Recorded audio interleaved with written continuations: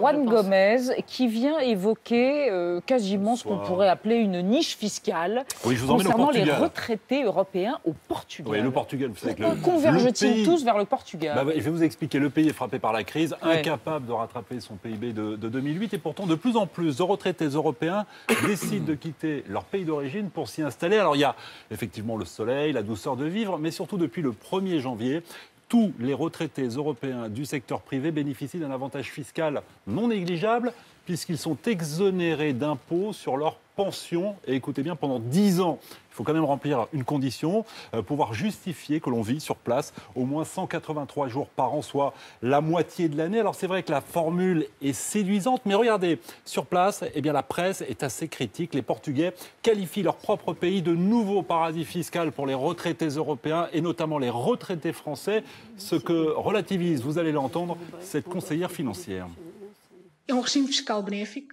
Oui, c'est un régime fiscal avantageux destiné à attirer des retraités européens et des investisseurs étrangers.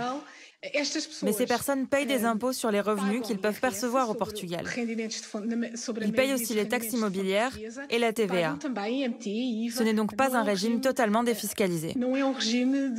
Alors, cette exonération d'impôts, évidemment, représente un manque à gagner pour le fisc portugais, mais si le gouvernement a décidé de leur faire un tel cadeau, c'est qu'il compte sur eux, justement, pour soutenir la croissance, car ces retraités européens qui s'installent sur place, ils consomment, ils dépensent leur pension sur place et surtout ils achètent des logements. Et ça, c'est une très bonne nouvelle pour l'économie portugaise puisque les prix ont dégringolé de 20 à 30% ces dernières années. Les banques ont saisi des dizaines de milliers de logements et aujourd'hui, eh bien, ces logements, ils sont proposés justement aux retraités européens à des taux très avantageux. Certaines agences immobilières offrent même des cours de portugais aux clients français et allemands. En tout cas, ces incitations fiscales, eh bien, elles provoquent quand même un mécontentement sur place, puisqu'on déroule évidemment le tapis rouge aux retraités européens. Et pendant ce temps-là, eh bien, la population continue à subir l'austérité. D'ailleurs, l'année prochaine, le gouvernement veut passer l'âge de la retraite. Il veut le reculer à 66 ans pour tous les salariés et il veut même baisser les retraites des fonctionnaires.